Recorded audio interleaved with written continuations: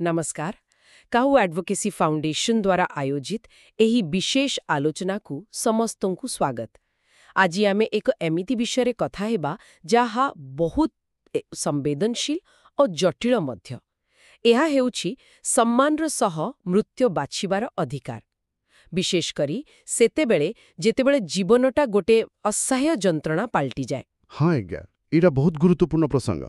प्रश्नटा हेउछि जेतेबेले काहा पई बंची रहिबाटा गोटे निरंतर माने असह्य पीड़ा होई जाए, सेतेबेले कौन सेई लोगों गोटे शांतिपूर्ण जंत्रणाहीन और सम्मानजनक मृत्यु बाछिबार अधिकार मिलिबा कथा नुहे। ठीक। तबे आजी आमे एई भारतरे स्वेच्छाकृत सक्रिय इच्छा मृत्यु जहाकू VAE कहउचंती आउ चिकित्सक सहायता आत्महत्या बा PAS एहाकू आईनगत करिबार आवश्यकता आउ ता पछर जुक्ति सबुकू देखिबा। एबा गोटे कहिबाकू गले बहुत गभीर नैतिक आउ आईनगत प्रश्न।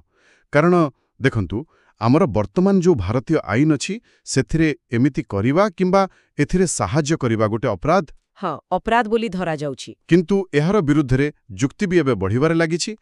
एई समस्याटा केते बड़ो टिके देखिबा।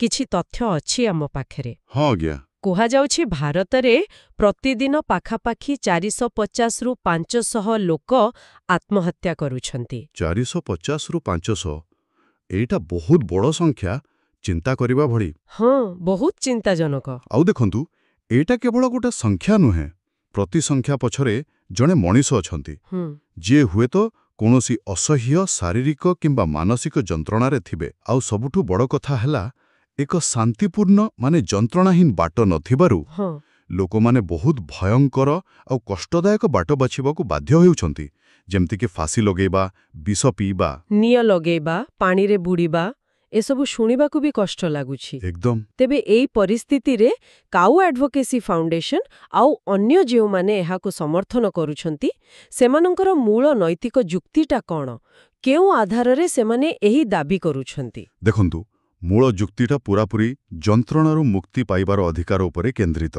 अच्छा। याको एक मौलिक मानविक अधिकार भावरे देखा जाउछि। गोटे बहुत शक्तिशाली उदाहरण दिया जाउछि एथिपाई।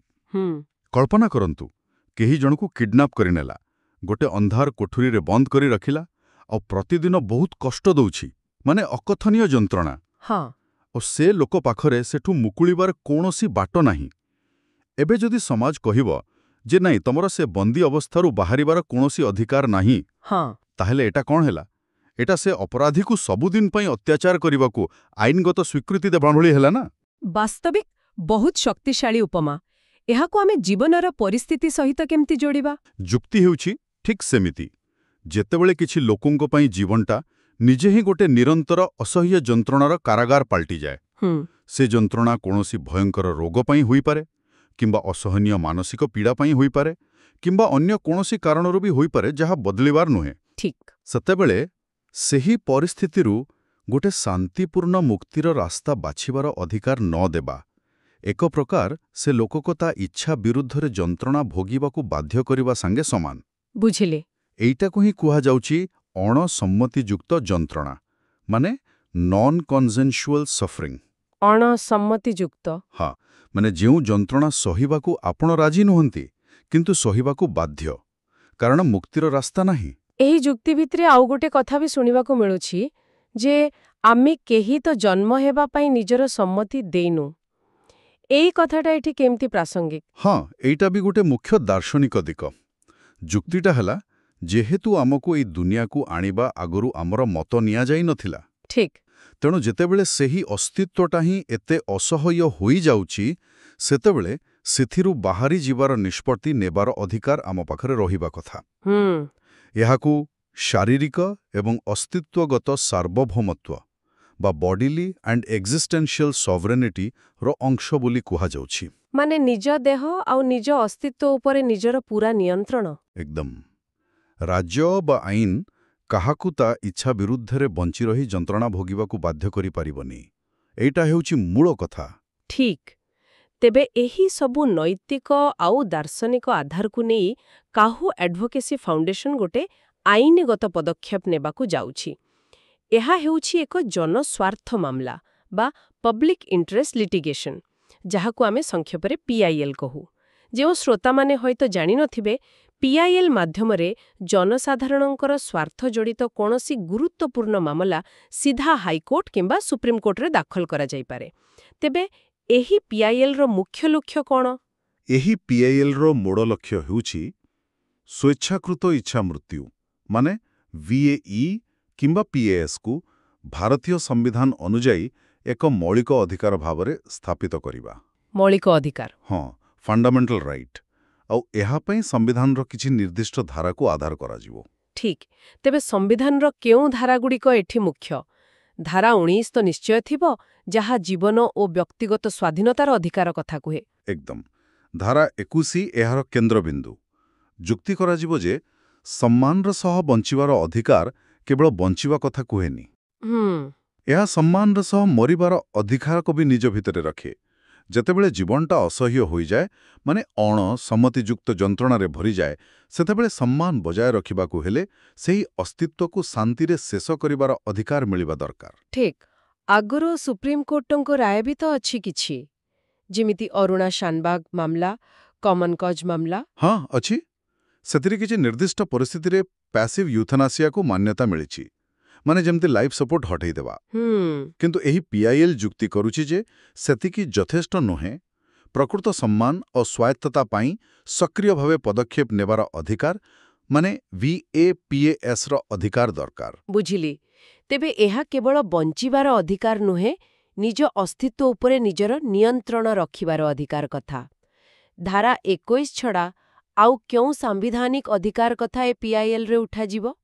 ଧାରା 14, ଯାହା ସମାନତା କଥା କୁହେ, ସେଟା ବି ତ ଆସିପାରେ? ଠିକ୍ ଧରିଛନ୍ତି। ଧାରା 14 ଏହା କହେ ଆଇନ ଆଗରେ ସମସ୍ତେ ସମାନ ଆଉ ସମସ୍ତଙ୍କୁ ଆଇନର ସମାନ ସୁରକ୍ଷା ମିଳିବ। ହଁ। ଯୁକ୍ତି ହେଉଛି ଯଦି ଏଇ ଅଧିକାରଟା ମାନେ VAPS କେବଳ କିଛି ନିର୍ଦ୍ଦିଷ୍ଟ ଲୋକଙ୍କ ପାଇଁ ସୀମିତ ରଖାଯାଏ, ଯେମିତିକି କେବଳ ଯେଉଁମାନେ ରୋଗର ଅନ୍ତିମ ଅବସ୍ଥାରେ ଅଛନ୍ତି, ତାହେଲେ ଏଇଟା ଅସମାନତା ହେବ। କାରଣ ଅସହ୍ୟ ଯନ୍ତ୍ରଣା କ'ଣ କେବଳ ଶେଷ ଅବସ୍ଥାର ରୋଗୀଙ୍କୁ ହୁଏ? ନା, ତା ତ ନୁହେଁ।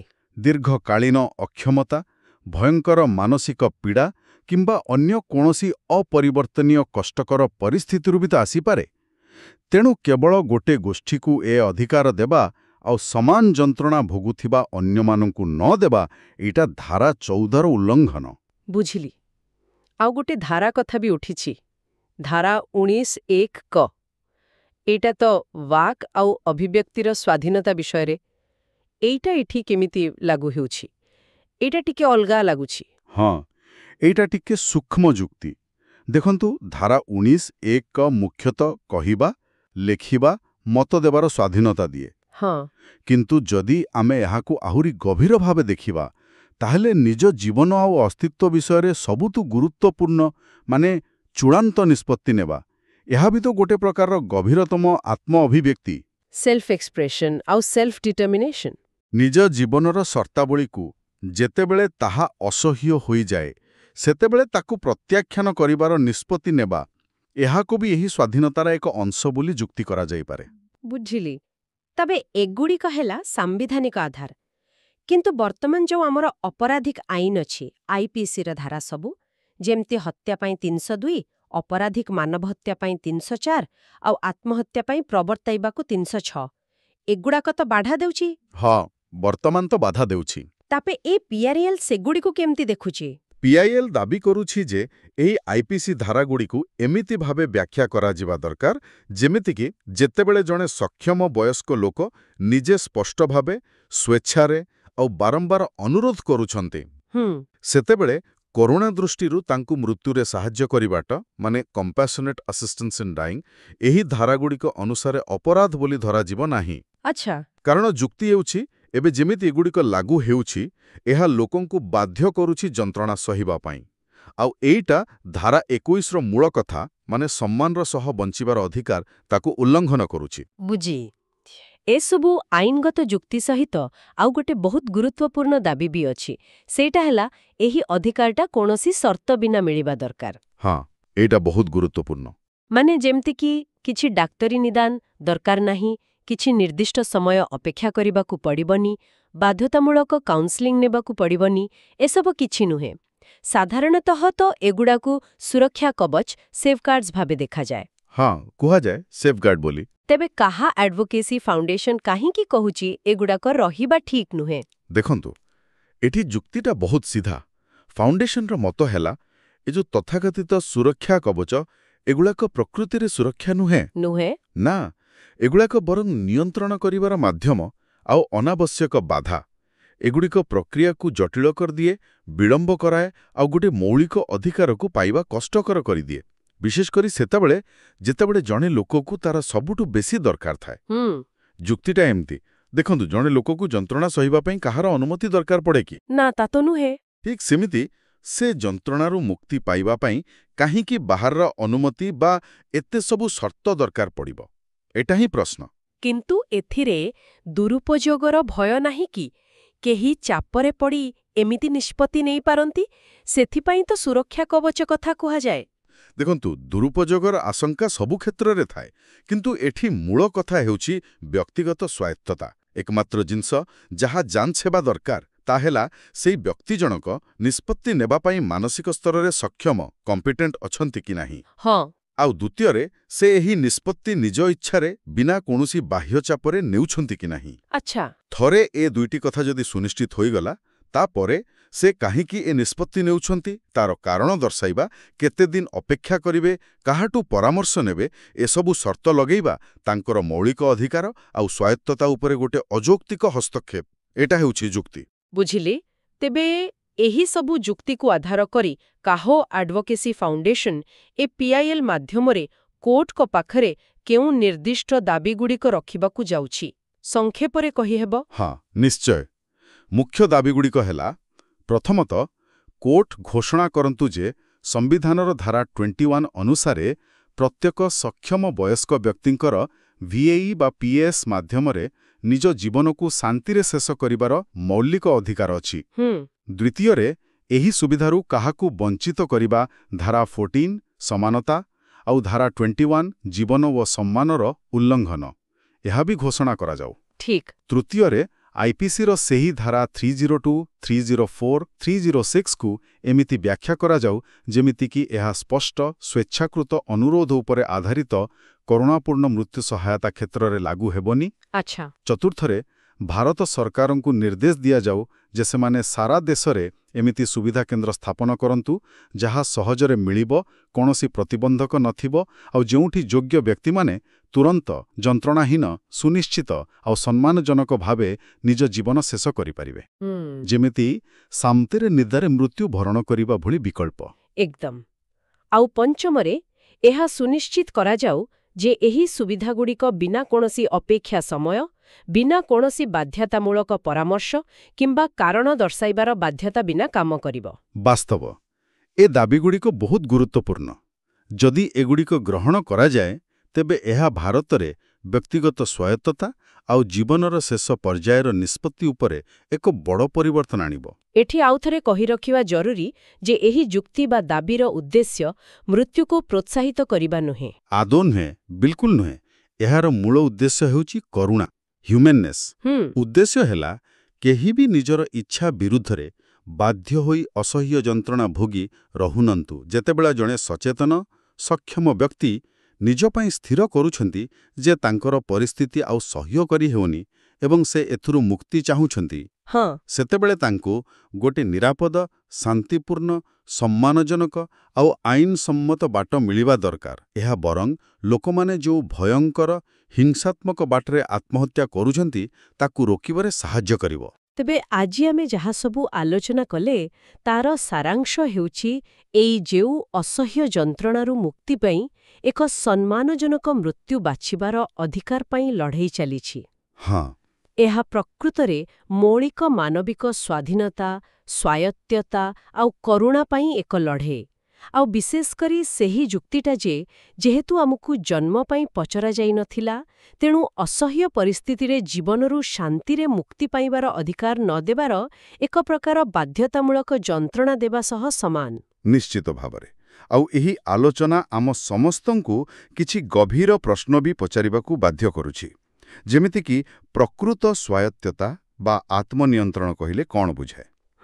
ଏହା କ'ଣ କେବଳ ଆମେ ଜୀବନଟା କେମିତି ବଞ୍ଚିବୁ ସେହି ନିଷ୍ପତ୍ତି ନେବାରେ ସୀମିତ, ନା ନିଜ ଅସ୍ତିତ୍ୱର ସମାପ୍ତି କେବେ ଆଉ କେମିତି ହେବ ସେ ନିଷ୍ପତ୍ତି ନେବାର ଅଧିକାର ବି ଏଥିରେ ସାମିଲ? ଏକଦମ। ଆଉ ଯେତେବେଳେ ସମାଜ ଜୀବନର ଏହି ଅନ୍ତିମ ପର୍ଯ୍ୟାୟର ନିଷ୍ପତ୍ତିଗୁଡ଼ିକ ବିଷୟରେ ଚିନ୍ତା କରୁଛି, ସେତେବେଳେ ବ୍ୟକ୍ତିଗତ ସ୍ୱାଧୀନତା, ସାମାଜିକ ନିୟନ୍ତ୍ରଣ, ସୁରକ୍ଷା ଆଉ କରୁଣା ଭିତରେ କେମିତି ଗୋଟେ ସଠିକ୍ ସନ୍ତୁଳନ ରକ୍ଷା କରାଯିବ, ଏଇଟା ବହୁତ ବଡ଼ ଆହ୍ୱାନ। ନିଶ୍ଚିତ ଭାବେ ଏକ ଗଭୀର ଚିନ୍ତାର ବିଷୟ। ଆଜି ଆମକୁ ଏତେ ସ୍ପଷ୍ଟ ଭାବେ ଏସବୁ ବୁଝାଇଥିବାରୁ ଆପଣଙ୍କୁ ବହୁତ ବହୁତ ଧନ୍ୟବାଦ। ଧନ୍ୟବାଦ। और ଯେଉଁ ଶ୍ରୋତାମାନେ କାହୁ ଆଡଭୋକେସି ଫାଉଣ୍ଡେସନର ଏହି ପ୍ରୟାସକୁ ସମର୍ଥନ କରୁଛନ୍ତି କିମ୍ବା ଏ ବିଷୟରେ ଆହୁରି ଅଧିକ ଜାଣିବାକୁ ଚାହୁଁଛନ୍ତି, ସେମାନଙ୍କ ପାଇଁ ଏହି ଭିଡିଓ ବା ଅଡିଓର ବିବରଣୀରେ ମାନେ ଡିସ୍କ୍ରିପ୍ସନରେ ଗୋଟିଏ ଲିଙ୍କ ଦିଆଯାଇଛି। ସେଠାରେ ଆପଣମାନେ ଯାଇ ଗୋଟେ ଆବେଦନ ପତ୍ରରେ ଦସ୍ତଖତ କରିପାରିବେ। ହଁ, ଏରା ବହୁତ ଜରୁରୀ। ଆପଣଙ୍କ ପ୍ରତ୍ୟେକ ଦସ୍ତଖତ ଏହି PILକୁ କୋର୍ଟରେ ଦାଖଲ କଲାବେଳେ ଆହୁରି ଶକ୍ତିଶାଳୀ କରିବ। କାହୁ ଆଡଭୋକେସି ଫାଉଣ୍ଡେସନ ଦ୍ୱାରା ଆୟୋଜିତ ଏହି ଗୁରୁତ୍ୱପୂର୍ଣ୍ଣ ଆଲୋଚନାରେ ଆମ ସହିତ ଯୋଡ଼ି ହୋଇଥିବାରୁ ସମସ୍ତ ଶ୍ରୋତାଙ୍କୁ ପୁଣି ଥରେ ଧନ୍ୟବାଦ।